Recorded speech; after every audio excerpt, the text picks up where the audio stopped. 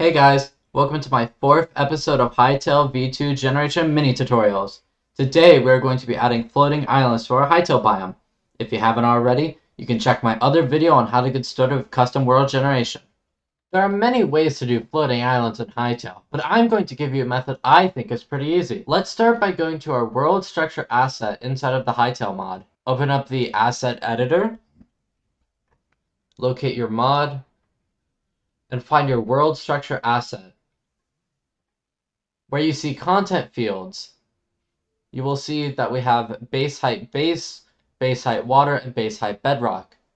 We're going to add a new one. We will give this type base height, and we will call it islands. And we will put 200. This will be the Y level that our islands will start to appear. Once you have that, go back to Hytale and start up a new instance to make sure everything's saved. Now we can get started on the fun part. Open up your asset node editor and we can get started. Locate where your density starts and disconnect it and drag out a max density. That way we can add blocks over top what we already have. Drag out a sum density node. For the inputs for now, let's put a simplex noise 2D. Let's set the lacunarity to 0.1. Let's do the same for the persistence. And for scale, let's give it, let's say 60. Now, save, head back to Hytale, and let's activate a viewport. So viewport radius equal 2. You will now see that the biome has these large walls. But why is that? Imagine the simplex noise 2D as an image like this. The black parts represent -1, and the white parts represent +1. Hytale is asking at any x and z coordinate what the value is. If it is greater than 0, that means there is a block there. But since this is a 2D image, it won't ask for any y coordinate. So, how do we turn this into an island? Well, we are basically going to carve it to our likings. Go back to the asset node editor. Where you see sum density, drag out a curve mapper density. I'm going to move this up a bit. Curve mapper density. For the input, we are going to put a base height density, and we're going to set it to islands. And as you remember from earlier, we set that to be 200. Now, whenever it's asking for a block, this will give the distance in blocks from the Y level 100. So what we're going to do is have a manual curve where we have 3 points. We will set point 1 to 41, and we will make it -1. For the next curve point, we will set it to be 40 and have it remain 0. And then last but not least, we will have 0 and set it to -1. Give it an old save, and you will suddenly see we now have an island. How cool is that?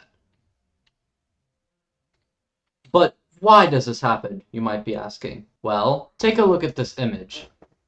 Imagine this is a side view of our island's noise value. Remember that our simplex noise 2D is a 2D image viewed from the top, but however we're viewing this from the side, hence why it is making columns. Let's say the bottom of this canvas is our y equal 200 I was talking about. And let's say that the top of our canvas is 41 blocks. So we have from here to here.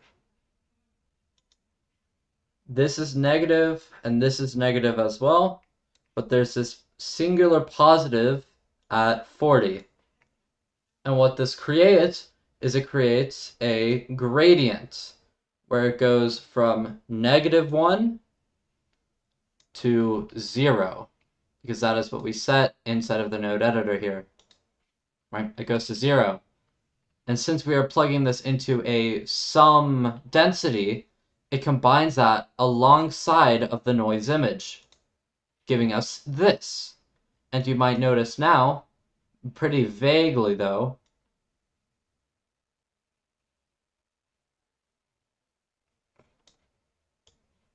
there's this curve shape.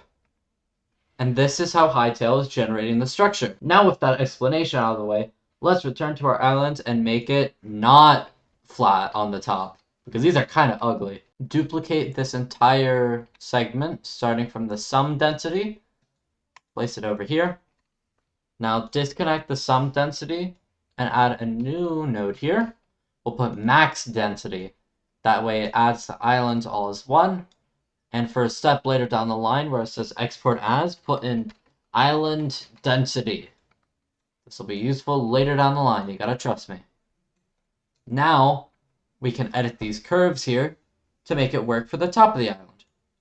So instead of 41, put 45, keep 40 the same, and for here, put 39, or not 49, put 39. Give it a save. And you'll see that the islands now have tops to them. And if you wanted to make them steeper, you would increase this value. However, let's say you don't want your island to be the exact same material as your ground. Luckily, you can do stuff to change that. Go to where you're setting your main ground material, which for me, it'd be this Q material provider hooked up to a solidity material provider. Right here, I'm going to remove this solid link and add in a field function material provider. The field function in this case will be a import density, and we will be importing the same density that we're using to create the islands. And now for the delimiters. Drag out 2 of them. This delimiter is for all the blocks that are being taken up by island space. So I will hook this up to a constant material provider, and I will put soil clay blue. For the other one, we will make the from equal to -999.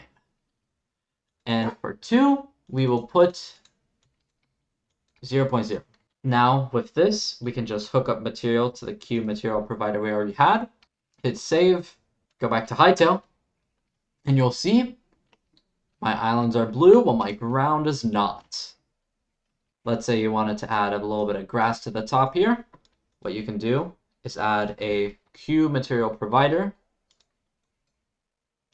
Have a constant material provider for your constant ground.